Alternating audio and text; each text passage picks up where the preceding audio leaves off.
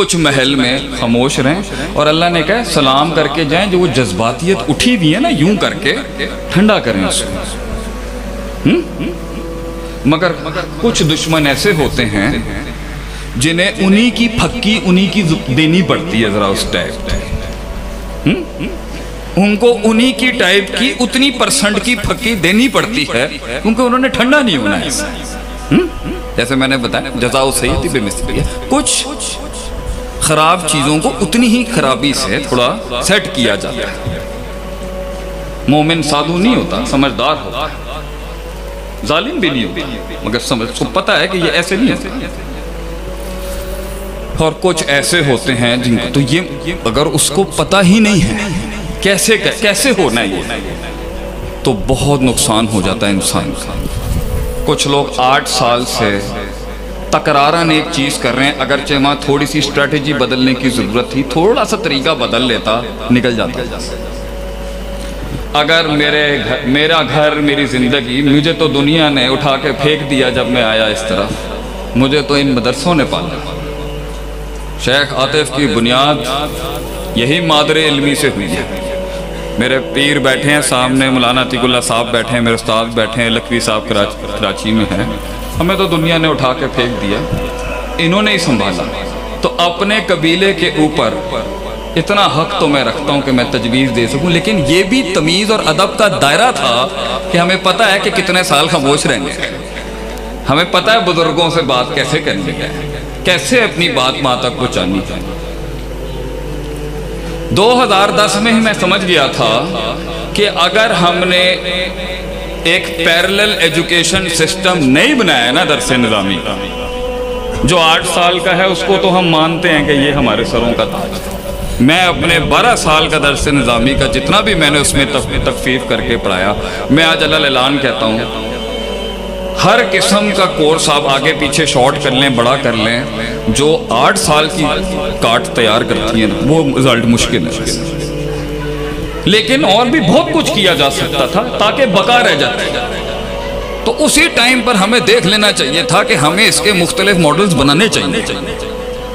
تاکہ سسٹم کے اندر اس کی نیڈ رہے اور لوگ آتے رہیں اور یہ کبھی بھی وہ یتیم نہ ہو جائے۔ اور ہم نے ایسے بھی مدرسے دیکھے ہیں کہ اللہ حفاظت کرے، اللہ المستعان۔ تو علم بتا رہا ہوتا ہے آگے کیا ہے اور پیچھے کیا ہے اور دائیں کیا ہے اور بائیں کیا ہے، علم سے اس کو وسوسوں کی پہچان ہو رہی ہوتی ہے۔ ثم لآتینہم من بین ایدیہم ومن خلفہم وعن ایمانہم وعن شمائلہم، یہ علم بتا رہا ہوتا ہے کہ یہ ایسی نہیں ہے،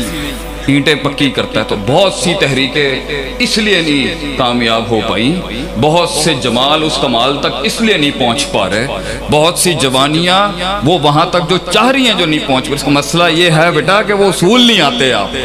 اصول وہ صرف اساتذہ سے، مطالعے سے، مشاہدات سے، تجربات سے ہیں۔ اور تیسری چیز، اکثر لوگوں کو علم تو آ جاتا ہے اور تزکیہ بھی بڑا مضبوط ہوتا ہے، مگر حکمت کی کمی ہے کہ کہاں دلیل کا استعمال کرنا ہے، کاموں کو کس طرح سر انجام دینا ہے، کتنا رکنا ہے، کتنی خاموشیاں ہیں، کس طرح سے معاملے کرنے۔ اور اگر یہ سب کچھ ہو جائے تو آخری 2 نصیحتوں کے بعد میں آج آپ سے رخصت جاؤں، وہ ہے یہ تو آپ سے ہم نے بات کی نا تھوڑی میتھمیٹکس اور ریاضت کی، آئیے قرآن کی وہ 2 کلیات ہیں جس کے اوپر اصل انسان کی بقا اور فتح کڑی ہے۔ ایک ہے یقین اور دوسرا ہے صبر۔ وجعلنا منہم ائمہ، ہم امامت دے دیتے ہیں، یہدون بامرنا، اور ایسی امامت ہوتی ہے بات وہ کر رہا ہوگا مراد کسی اور کی ہوگی، اتنا انٹیگریٹڈ ہوگا اللہ کی شریعت کے اندر۔ 2 کام کر لے، لما صبروا وکانوا بآیاتنا یوقنون، صبر پہلی اور آخری چیز انسان کو اگر کھڑا کرتی ہے، طوفانوں میں اتارتی ہے، ان بلاؤں کو منہ دیتے ہیں، جنگیں لڑتا انسان اپنے آپ سے، اللہ کے صبر نفس کے خلاف، اپنے نفس کی گلاٹیوں کے خلاف، نفس کی بدماشیوں کے خلاف، نفس کے کبر کے خلاف، نفس کی حسد کے خلاف، نفس کے مزاج اور طبیعتوں کے خلاف، نفس کی تعصب کے خلاف، نفس کے افراط و تفرید کے خلاف، نفس کی ان ساری اندر کی باطنی امراض القلوب کے خلاف، دشمنیوں کے خلاف، عداوتوں کے خلاف، ان خنجروں کے خلاف جو سینے میں بھی تھے اور چھاتیوں پہ بھی اور کمروں پہ مارے لوگ ہیں، وہ زندگی کیا جو زخمی نہ ہوئی ہو، ان الفاظوں کے خلاف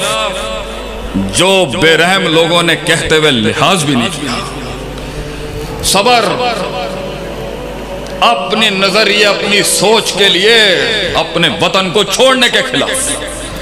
اپنی برادری کو چھوڑنے کے خلاف، اپنی لغت کو چھوڑنے کے خلاف، اپنی زبانوں کو چھوڑنے کے خلاف، اپنی تہذیب کو چھوڑنے کے خلاف، اپنے خاندان کو چھوڑنے کے خلاف، اپنی مقصد اور ویژن کی خاطر خود کو غرق کرنے کے لیے صبر۔ کنویں میں یوسف علیہ السلام کا صبر، وہ صبر کہ جب صدیاں کاٹی اس امام نے